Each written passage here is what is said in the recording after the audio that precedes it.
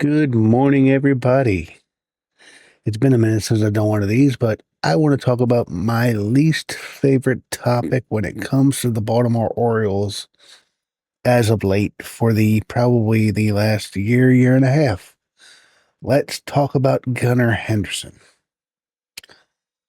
because Gunnar Henderson coming out of the 2024 season looked like he was going to be one of the most elite players in the game of baseball.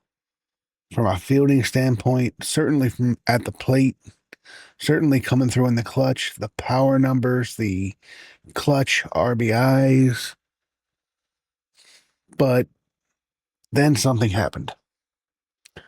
I don't know whether it's MLB The Show cover curse that started last year, bleeding into this year, even though he's not on the cover of the game this year, obviously. Gunner just does not seem like the same player. Seems like he's pressing whenever he comes up in key situations. It never seems to come through.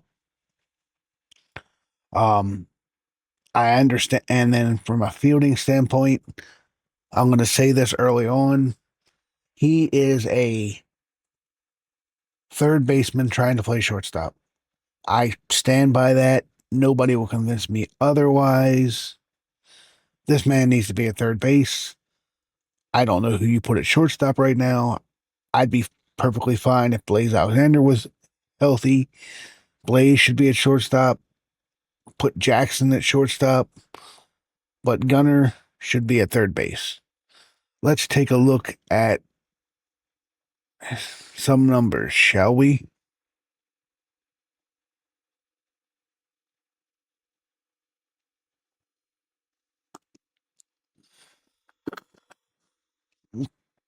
Here you see Gunnar Henderson's not so lovely StatCast. There is his range, not good. Arm strength is good. His bat speed is still good. He's still hitting the ball hard. So the fact that he's hitting the ball hard, maybe I'm being a little too hard on Gunner. Maybe he's just getting a lot of bad luck. That being said, this bad luck has trended on for a year now. He's sitting at a 701 OPS, had a 787 OPS in last year. In my opinion, if you're going to even talk about being one of the elite players in the league, your OPS has to be over 800. Just has to be. That to me is a bare minimum requirement.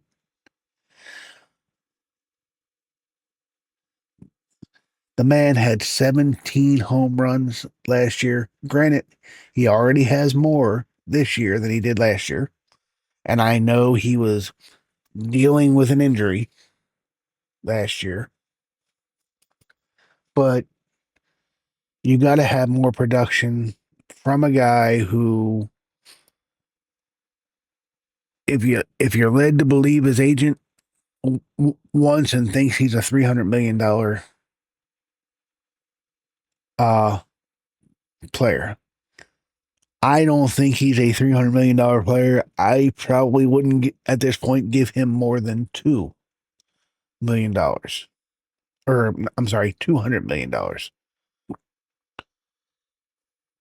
If you look at the stats don't lie. He has regressed. Obviously, with OPS plus, where is it? Over 100, or 100 is average. I was a little surprised when I looked up these stats before I started going live, or recording this rather, that he was over 100 last year. He was just over 100 at 120. Right now, he is a negative asset to the Orioles so far this year, at just under 100 at 95. Now, 2024, he was at 155.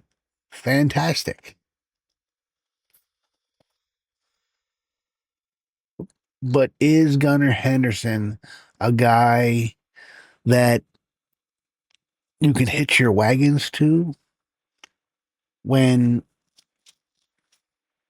you have a bunch of other players, younger guys? You know, do you invest in Gunnar Henderson or do you invest in more of the pitching? Like, we have two of our five starters, presumably for the next few years, locked up in Shane Baz and Kyle Bradish. Do you give Gunnar Henderson the bag thinking that, because here's the thing, in my eyes, he's not, you know, this generation's Cal Ripken Jr. He's not Manny Machado. Right now, I don't even think he's JJ Hardy. If you asked me right now, would I take those prime early 2010s JJ Hardy years over Gunnar Henderson? Yes, I would, because while Gunnar may have slightly better offensive stats, I wouldn't have to worry about the field and I wouldn't have to worry about the fundamentals. Let me know what your thoughts are on Gunnar Henderson. Are you are you worried about him long term? Would you pay him long term? Do you think he is more of a problem on this roster than he is a help right now? Let me know your thoughts in the comments below. Like the video, subscribe to the channel. See you all next time.